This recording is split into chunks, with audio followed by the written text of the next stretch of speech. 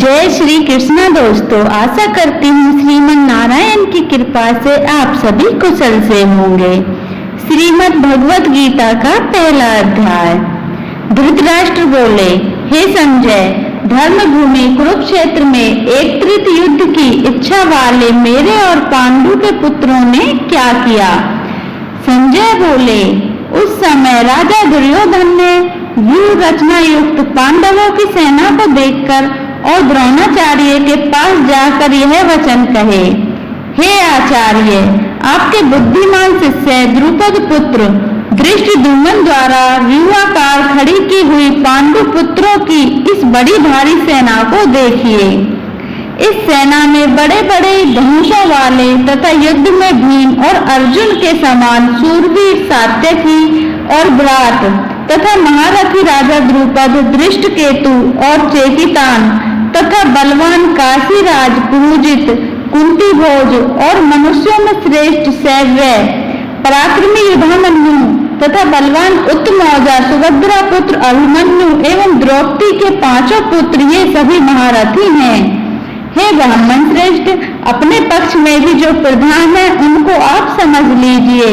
आपकी जानकारी के लिए मेरी सेना के जो सेनापति हैं उनको बतलाता हूँ। आप द्रोणाचार्य और पितामह भीष्म तथा कर्ण और संग्राम विजयी कृपाचार्य तथा वैसे ही अश्वत्थामा, विकर्ण और सोमदत्त का पुत्र भूरिश्रवा और भी मेरे लिए जीवन की आशा त्याग देने वाले बहुत से शूरवीर, अनेक प्रकार के शस्त्र अस्त्रों से सुसज्जित और सबके सब युद्ध में चतुर हैं। भीष्म पितामह द्वारा रक्षित हमारी यह सेना सब प्रकार से अजेय है और भीम द्वारा रक्षित इन लोगों की यह सेना जीतने में सुगम है।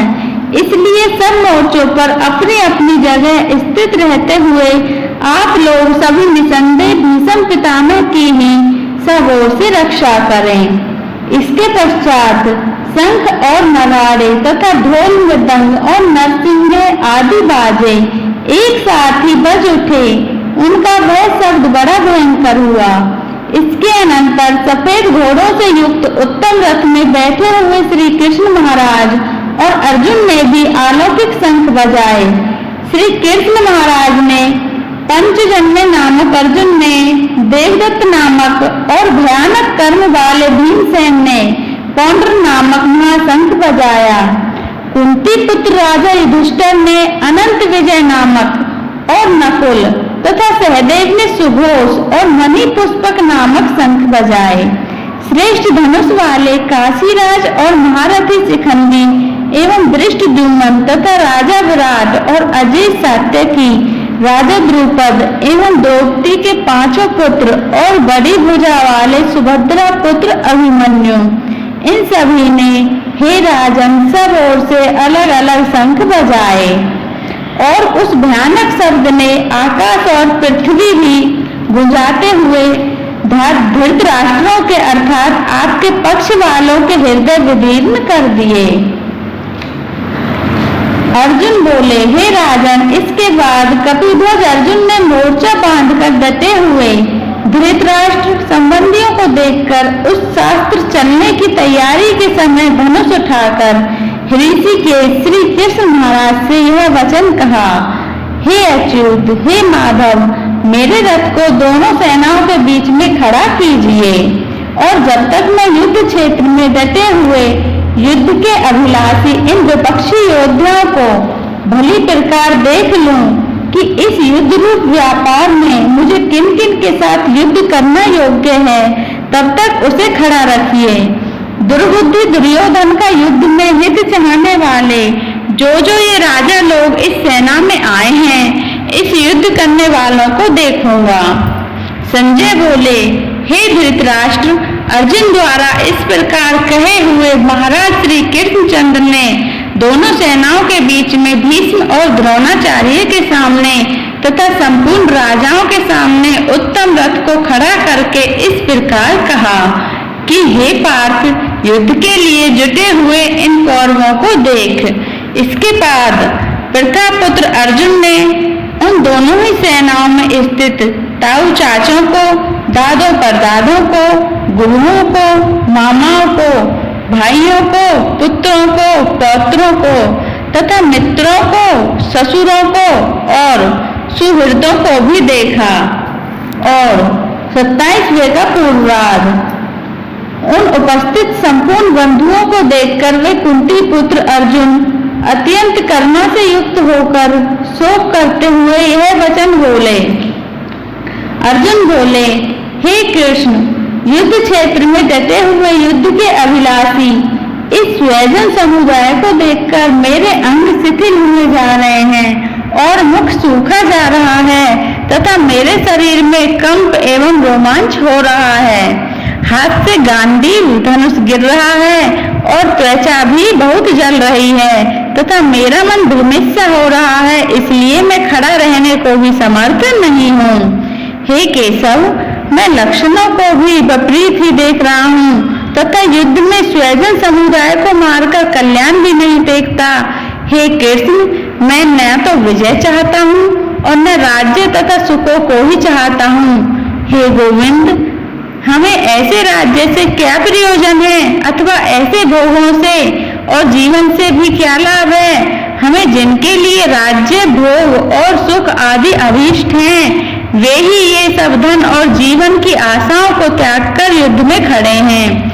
गुरुजन, ताऊ, चाचा, लड़के और उसी प्रकार दादे, मामे, ससुर, पौत्र, साले तथा और भी संबंधी लोग हैं। हे मधुसूदन, मुझे मारने पर भी अथवा तीनों लोगों के राज्य के लिए भी मैं इन सबको मारना नहीं चाहता, फिर पृथ्वी के लिए तो कहना ही क्या है। हे जनार्दन, धृतराष्ट्र के पुत्रों को मारकर हमें क्या प्रसन्नता होगी। इन आताताइयों को मारकर तो हमें पाप ही लगेगा। अतएव हे माधव, अपने ही बांधव धृतराष्ट्र के पुत्रों को मारने के लिए हम योग्य नहीं हैं, क्योंकि अपने ही कुटुंब को मारकर हम कैसे सुखी होंगे। यद्यपि लोभ से भ्रष्ट चित्त हुए ये लोग कुल के नाश से उत्पन्न दोष को और मित्रों से विरोध करने में पाप को नहीं देखते, तो भी हे जनार्दन, कुल के नाश से उत्पन्न दोष को जानने वाले हम लोगों को इस पाप से हटने के लिए क्यों नहीं विचारना चाहिए। कुल के नाश से संतान कुल धर्म नष्ट हो जाते हैं। धर्म के नाश हो जाने पर संपूर्ण कुल में पाप भी बहुत फैल जाता है। हे कृष्ण, पाप के अधिक बढ़ जाने से कुल की स्त्रियां अत्यंत दूषित हो जाती हैं और हे वासने, स्त्रियों के दूषित हो जाने पर वन संकर उत्पन्न होता है। वन संकर कुल घातियों को और कुल को नरक में ले जाने के लिए ही होता है। लुप्त हुई पिंड और जल की क्रिया वाले अर्थात श्राद्ध और तर्पण से वंचित इनके पितर लोक भी अधोगति को प्राप्त होते हैं। इन वर्ण संकर कारक दोषों से कुल घातियों के सनातन कुल धर्म और जाति धर्म नष्ट हो जाते हैं। हे जनार्दन, जिनका कुल धर्म नष्ट हो गया है, ऐसे मनुष्यों का अनिश्चित काल तक नरक में वास होता है, ऐसा हम सुनते आए हैं। हाँ, शोक हम लोग बुद्धिमान होकर भी महान पाप करने को तैयार हो गए हैं, जो राज्य और सुख के लोभ से स्वजनों को मारने के लिए उद्यत हो गए हैं। यदि मुझे शस्त्र रहित एवं सामना न करने वाले को शस्त्र हाथ में लिए हुए धृतराष्ट्र के पुत्र रण में मार डालें, तो वह मारना भी मेरे लिए अधिक कल्याणकारक होगा।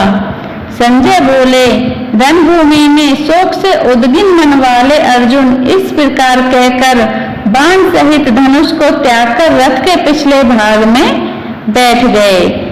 अतः श्री कृष्ण अर्जुन संवादे अर्जुन विषय उद्योगो नाम प्रथमो अध्याय समाप्त। जो मनुष्य शुद्धचित होकर प्रेम पूर्वक इस पवित्र गीता शास्त्र का पाठ करता है या सुनता है, वह भय और शोक आदि से रहित होकर विष्णु धाम को प्राप्त कर लेता है। जय श्री कृष्णा।